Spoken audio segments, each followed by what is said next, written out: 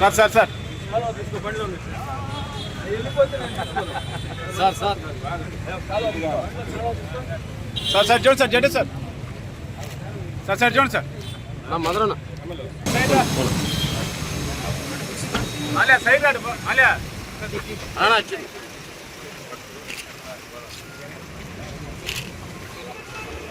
దగ్గరికి మదరన్న జరిగిందైనా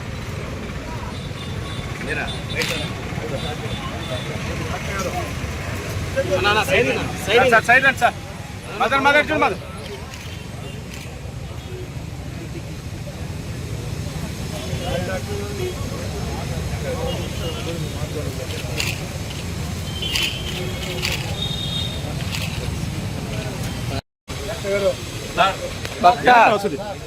ఎందుకు రారా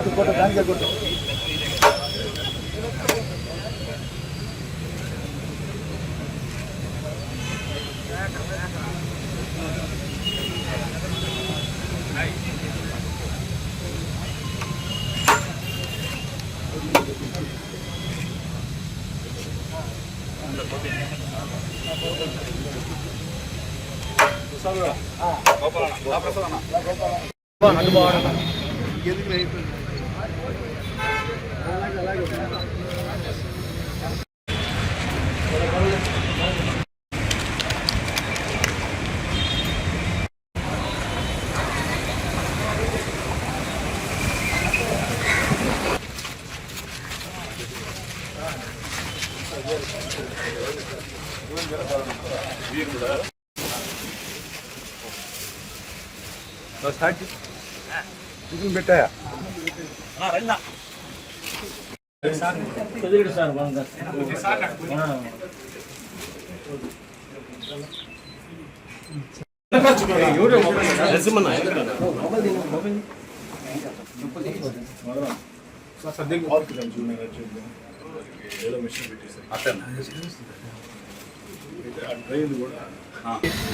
ఆశీస్సులతో నా వెంట నడిచిన నాయకుల కార్యకర్తల శ్రేయోభిలాషుల శ్రమతో మూడోసారి ఎమ్మెల్యేగా ఎన్నికైనటువంటి నేను రూరల్ నియోజకవర్గంలో తొలి అభివృద్ధి కార్యక్రమం నెల్లూరు రూరల్ నియోజకవర్గం 19వ డివిజన్.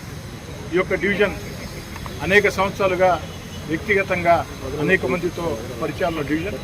అంతేకాకుండా నాకెంతో ఇష్టమైన వ్యక్తి అన్ని రకాల కష్టాల్లో నా వెంట నడిచి కేసులకి కొట్లాటలకి జైళ్ళకి చెరసాళ్ళకి భయపడకుండా నా వెంట నడిచినటువంటి తెలుగుదేశం పార్టీ నాయకులు నూకరాజు మదన్ కుమార్ రెడ్డి గారు అదేవిధంగా మా ఇంటి ఆడపడుచు జ్యోతి ఈ డివిజన్ కార్పొరేటర్. ఈ యొక్క డివిజన్లో శ్రీహరెడ్డి నగర్లో 19వ డివిజన్ శ్రీహరెడ్డి నగర్లో 4 వీధులకి మంచినీటి పైప్ లైన్.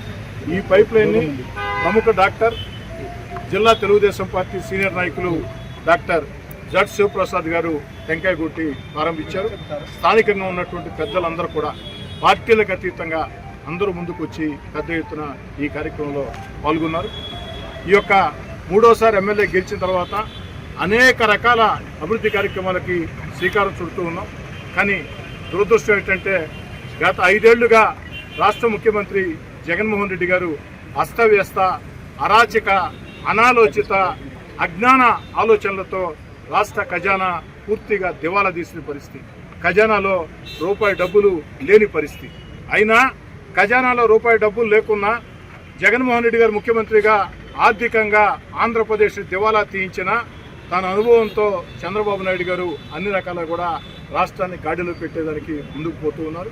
వారి స్ఫూర్తితో నెల్లూరు రూరల్ నియోజకవర్గంలో శాసనసభ్యుడిగా అనేక రకాల ప్రయత్నాలు చేసి రూరల్ నియోజకవర్గంలో అనేక చోట్ల అనేక డివిజన్లలో ఎక్కడికక్కడ అభివృద్ధి కార్యక్రమాలకి శ్రీకారం చుడుతూ ఉన్నాం. అయితే ఈ యొక్క అభివృద్ధి కార్యక్రమాలు సరిపో ఈరోజు శ్రీకారం చుట్టిన అభివృద్ధి కార్యక్రమాలకి మరో 50 ఇంతలు అదనంగా అభివృద్ధి కార్యక్రమాలు చేస్తేనే రూరల్ నియోజకవర్గాన్ని ఒక విధంగా ఒక దారిలో తీసినట్టు అవుతుంది. ఎందుకంటే రూరల్ నియోజకవర్గం వాడవాడలా విస్తరిస్తూ ఉంది, నానాటికి వేగవంతంగా విస్తరిస్తూ ఉంది. జిల్లా నుంచే కాకుండా ఇతర జిల్లాల నుంచి కూడా బిడ్డల చదువుల కోసం, చిన్న చిన్న వ్యాపారాల కోసం, ఉద్యోగాల కోసం నెల్లూరు రూరల్ నియోజకవర్గానికి, నెల్లూరు జిల్లాకి వలసలు వస్తూ ఉన్నారు.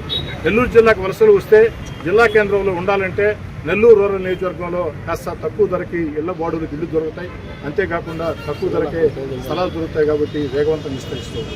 ఇవన్నీ అభివృద్ధి చెందాలంటే అనేక రకాల ఒత్తిడి నా మీద కూడా ఉంది. అయినా కూడా నిరంతరం ప్రజల ఆకాంక్షకు అనుగుణంగా, ఎందుకంటే ఎన్నికల్లో రాజకీయాలు అనేవి, రాజకీయ పార్టీలు అనేవి ఎన్నికల వేళ మాత్రమే. ఎన్నికల వేళ ఎవరికి నచ్చిన పార్టీకి వారు ఓటు వేసుకోవచ్చు, ఎవరికి నచ్చిన వ్యక్తికి వారు ఓటు వేసుకోవచ్చు. ఎన్నికలు పూర్తయిన తర్వాత మాత్రం రాజకీయాలకు అతీతంగా ముందుకు సాగాల. అందుకే నేను పదే పదే నా వెంట నడిచే నాయకుల కార్యకర్తలకు చెప్తూ ఉంటా, ఎక్కడా కూడా రాజకీయంగా మనకు వ్యతిరేకం చేశారని కక్ష సాధింపు చర్యలకు పాల్పడవద్దు.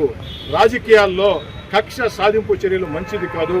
రాష్ట్ర ముఖ్యమంత్రి చంద్రబాబు నాయుడు గారైనా, ఉప ముఖ్యమంత్రి జనసేన అధినేత పవన్ కళ్యాణ్ గారైనా, యువ నాయకుడు నారా లోకేష్ గారైనా పదే పదే చెప్పేది ఒక మాట, వైఎస్ఆర్ కాంగ్రెస్ పార్టీ నాయకులు వేధించారని, సాధించారని, అక్రమ కేసులు బనాయించారని, దాడులు చేశారని, మనం కూడా అధికారంలో ఉన్నామని అదే పని చేస్తే వాళ్ళకి మనకి ప్రజల దృష్టిలో తేడా లేకుండా పోతుంది.